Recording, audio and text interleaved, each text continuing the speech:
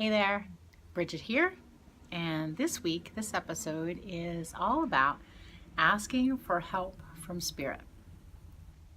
What I'm going to share with you are a couple of ways to ask for help and a couple of strategies to guide you in your asking and your receiving help. But before we do, I just want to remind us that being in a reciprocity or being in a reciprocal relationship with Spirit makes it easier to ask for help. When you set up a space for Spirit in your home, when you honor Spirit and acknowledge Spirit on a regular basis, the times where you need to ask for help or when you really need something, you don't feel bad about asking because you're in a relationship with Spirit. And so keeping in mind that the things you do day to day to communicate with Spirit, keep doing that because they make for a reciprocal relationship, which makes it feel a lot easier to ask for help. So before we even go into how to ask, what to say, and how to do it, I just want to briefly touch on our old beliefs that come up and talk about some mindset stuff. A lot of folks have the belief that they shouldn't ask for anything. They're greedy if they ask for too much. You shouldn't ask God or Spirit for that. Some thoughts around or feelings around not being worthy of receiving help, and ultimately a fear that no one out there is going to help. All that stuff comes up. I want to invite you to recognize that you don't have to listen to it. A lot of that comes from how you were raised, how you were brought up, and you don't have to continue feeding it. So one of the ways that we can move this aside so that we can connect with Spirit, move the old ways, the old fears, the old beliefs of being unworthy, just move them aside. You don't have to get rid of them or try to release them or all that stuff, because I don't know that that always works, but just move them aside. Part the seas of doubt and fear and keep going. Okay?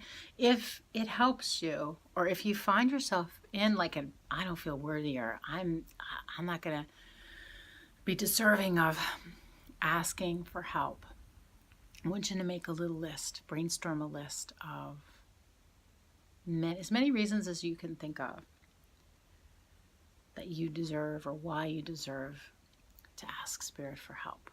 Make a list of why you're deserving, why you believe you can have the help and ask for it. And then just read it often.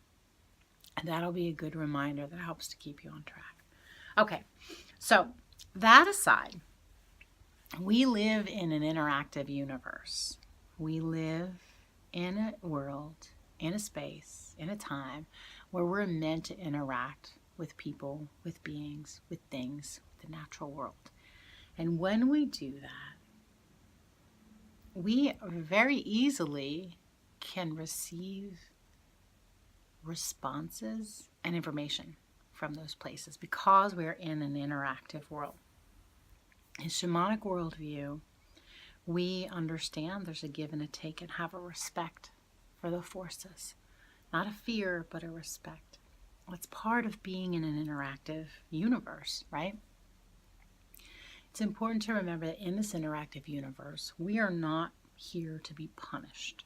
Sometimes it feels like it, but the truth is that Spirit is not wanting to punish us. Spirit wants us to grow. Spirit wants us to support us. Spirit wants us to thrive. So keep those things in mind as a part of understanding that we are in an interactive universe. That being said, I want to give you a couple of strategies for how to approach your guides, your allies, Spirit, when you have a request or you need help.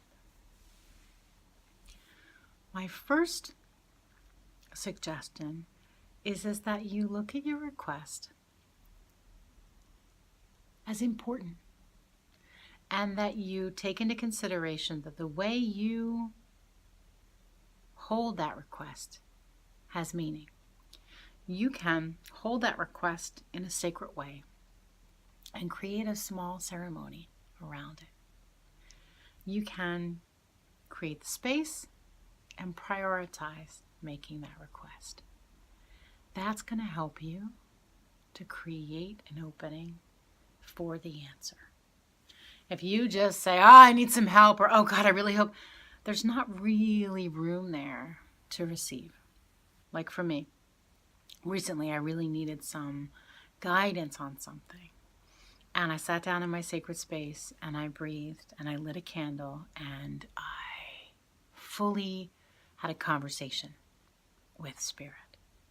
And I just sat and waited and listened and paid attention. I created space. I didn't just ask on the fly or send out a wish or request or kind of beg. I created the space that could hold that question, and a space that in me that could receive an answer or support. And so some ways that you can create a ceremony for yourself. There's no hard and fast rule around ceremony. You can make some time in your day, sit down, set your intention, light a candle, ask for your help, and then spend 5 minutes in quietude. Is that a word? Quietude. So that the support and the answer has some room and some time to reach you. Maybe you might want to make time to take a bath and ask your question or ask for help there. Being in the bathtub for many people opens up the heart and opens up the space to receive. Make time and go on a hike, go out in nature, ask your question there. Whenever you create sacred or make sacred your request, you're ensuring that your request is heard, and you're also honoring the source that's going to help you. So now on to some ways to ask. Ways to ask. Let's first talk about what to do before you ask for something from Spirit. One thing you can do is think about the last thing you asked for or asked for help with, that you received help with or for, and offer gratitude for that. When we count our gratitudes and our wins, it really helps to bring up the energy of our heart, which helps us to connect with the answer. So having gratitude for the last thing that you were helped with. And also, another thing to do before you ask is to invite your helpers to sit with you. Invite all of the help available. If you know your helpers by name or not, invite them in to help, to be with you as you're getting ready to ask for support or ask for a favor or ask for help from Spirit.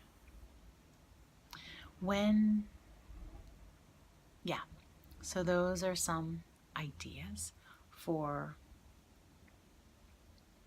how to create the space, make the space sacred for you to ask for help, and some things that you can do before you ask for help. And when you ask for help in whatever way you do, I want you to then leave some space for an answer to follow. Actually forget that you even asked the question. Don't harp on it. Don't go over and over again. Don't keep asking. Put your request out in whatever way you do, and then leave it. That will create the space that's needed for you to recognize the help when it shows up. There's a couple more ideas that I have and want to share for how to get out of the way when the answers want to come to you.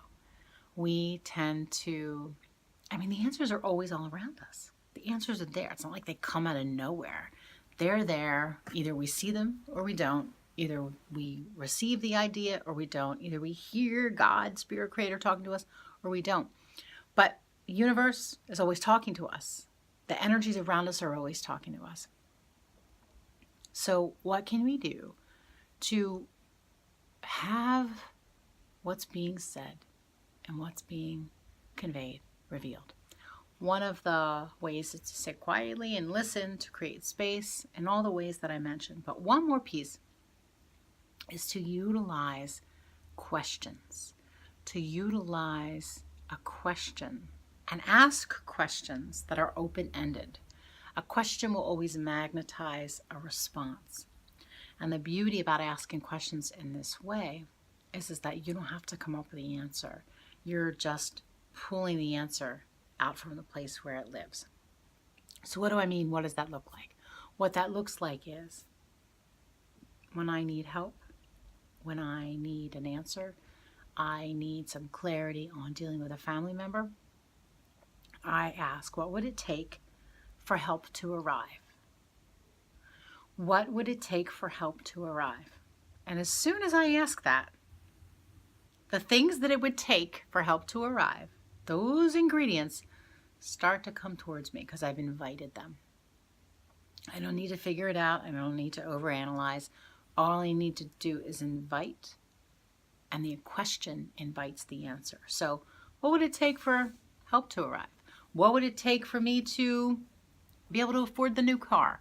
What would it take for my foot to heal? What would it take for this conversation with my mom to be easy? What would it take for me to truly understand where that other person is coming from? Those are all ideas of how to ask a question to pull forth the answer from the ethers, from spirit, from your divine self, from wherever. The answers will come when you ask a question. I hope that makes sense. And I love to talk more about the questions with you because they're a powerful way to receive assistance and to clear things that are in the way of assistance. So give this all some thought and see how it lands. And then come on over to the Facebook group and let us know what ideas pique your interest. Or if you have any experience with some of what I just shared, go ahead and share it with us. Let us know if you're doing any of these practices.